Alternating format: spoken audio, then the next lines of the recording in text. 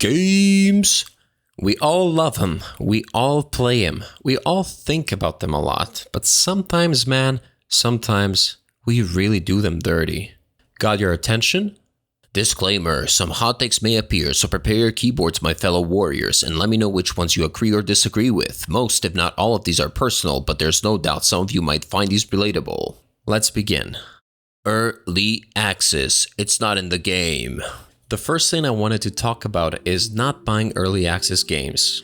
Yeah, I can hear you. But Mr. Autistic Blue, I don't want to buy and play an unfinished game. That's lame. Bars. I'll tell you why you should buy and play them.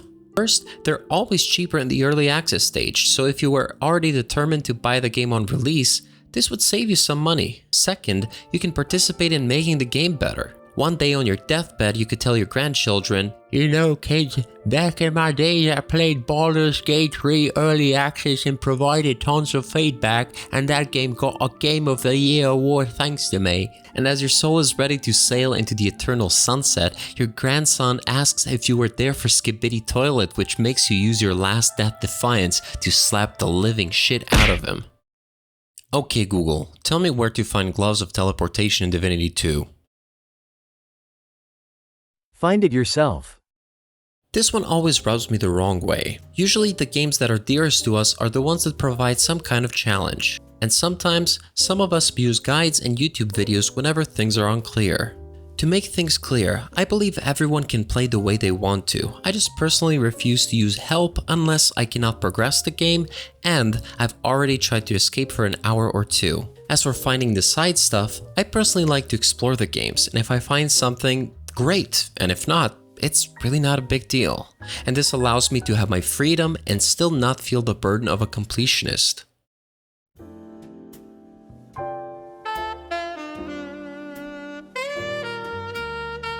This is me when I play the main story. This is me doing the side quests. This is me finding the logs that help the world building. And finally, this is me reading books. You see where this is going.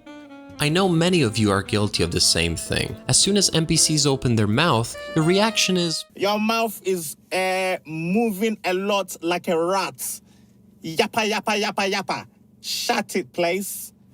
you know, it's a game, not a movie, not a book, not a song, and not a podcast. You are supposed to play it. Fight, kill, solve, drive. Just kidding, guys. The best way to immerse yourself in the game's world is to read, and I don't mean just focusing on the keywords and getting the gist of the story. You should thoroughly read tutorials, main story dialogues, side story dialogues. About those logs scattered everywhere, I'm not so sure about that. I believe people who love completely immersing themselves in only one game at a time will be more likely to read and memorize most of the stuff in game. Hey, no skipping this monologue. First, you gotta like this video, subscribe, and click the notification bell. Then you can do whatever you want, but I would still be a lot happier if you stayed. Thank you. Playing only the main story. You a speedrunner or some shit? Where's the rush, man? Woo, I'm about to make a name for myself here. I know, you've got 87 games that wait to be played after that one, and your attention span doesn't allow you to stay on one game for a long time. It's just like me, man. But I don't really blame you. With TikTok, Instagram Reels, and YouTube Shorts, soon all of us will have attention spans of a 3-year-old with a tablet in their hands. Also, most games have very repetitive side content. Talk with this person, fight that person, collect this, do that. What can you do? It's a sad state of modern gaming. But I said most games, not all of them. Some games hide interesting game mechanics,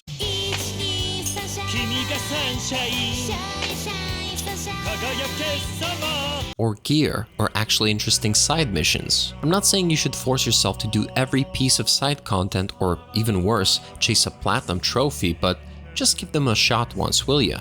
Who knows, maybe you will sink many more hours into the game and actually love it. Those worlds were built to be explored. A popular belief is that hell consists of 9 circles, but I'm here to tell you that I'm quite the expert on the topic.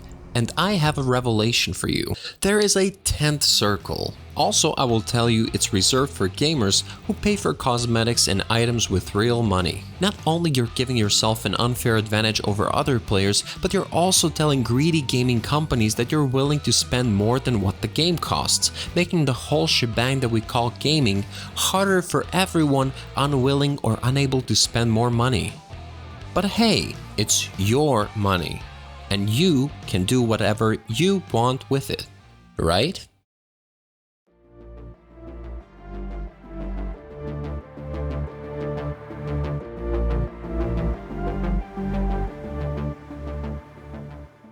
I already have a video uploaded on this topic of difficulty in games, so I won't spend too much time on this one. But I feel like it's a sin to play a game on a difficulty setting that is too easy or too hard for you. If a game is too easy, you won't feel the need to use every mechanic the game has to offer. And if you make it too hard, you'll probably find even the smallest encounters tedious, and who really wants that? Don't do this to yourselves, guys. Just try different settings and find some kind of a middle ground. Trust me. Write in the comments below when was the last time you put a game on hold, if you ever managed to come back to it, and how it felt afterwards. Why do we even do it? If you really enjoy the game, you will continue playing it until the end. Wrong. You've either relapsed into the online multiplayer game you quit 5 times every year, or your previously mentioned ADHD demanded you to play the latest game released for your preferred gaming system. Why I consider this a big violation of games is because of how it feels to come back to a game.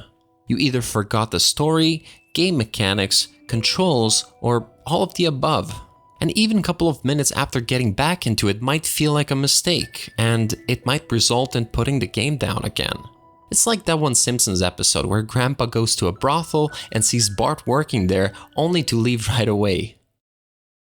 Are you tired of the vanilla experience, my friend? I can fulfill any of your desires, you just have to download me. No, not undress me, I'm not Pilsner. Hi, my first name is Cheats and my last name is Mods. I know this is a controversial one. I can somewhat justify using mods if the vanilla experience is flawed and not so user-friendly like most Bethesda open world games, or do sometimes enhance graphics of a very old game.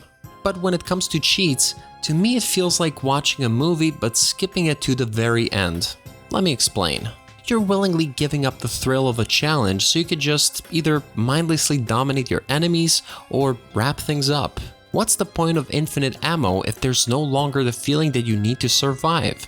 What is the point of invincibility if you haven't earned it through experience and practice?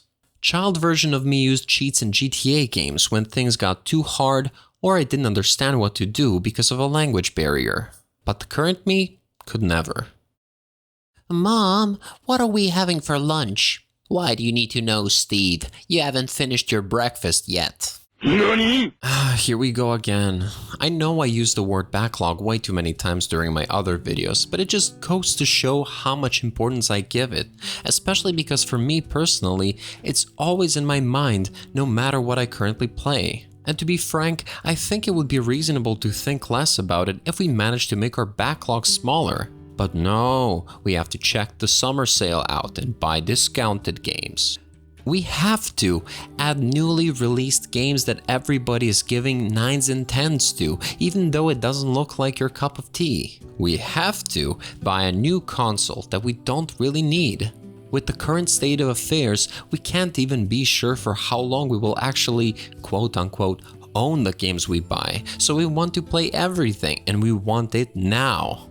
As a result, staying in the moment with the game you're currently playing is tough because you're already thinking about what to play next and you still have 70 hours left of content. Which brings us to the next gamer sin. I'll give you a scenario. You drive a car or ride a motorcycle, and after some hours your ass starts to hurt. Your back, your legs, your arms, your whole body basically. As the pain takes away the joy of driving, all you think about is arriving to your destination, and ironically, it makes the journey feel longer than it is. So you instinctively step on the gas just so you can arrive there earlier. I've been there many times and I'm sure you have too. You play a game for X amount of hours, and if you're anything like me, you probably already know how many chapters or hours are left until the end. And not wanting to waste any time thinking about what to play next, you get obsessed too early and too much. So you rush the final hours of the game despite loving it so much. And now, saving the best for last. The biggest violation you can do to a game is not playing it however the fuck you want. I'm aware most of this video sounded pretentious and judgmental, and this final take may contradict everything I said so far, but hear me out. You are the one playing the game. You are the one who decides what is fun and what isn't. You choose how to play the game. I bet all of us are aware we do games dirty one way or another, and it still doesn't stop us from playing the way we want. And why would it? If you're between 20-ish and 35 years old, you had already gotten to a crossroads of your gaming lives and made a decision whether gaming is a waste of time or to have a slightly different approach with games. Playing every single game that comes out no longer seems viable. As kids, we wanted more money to buy more games, and now we want more free time to play.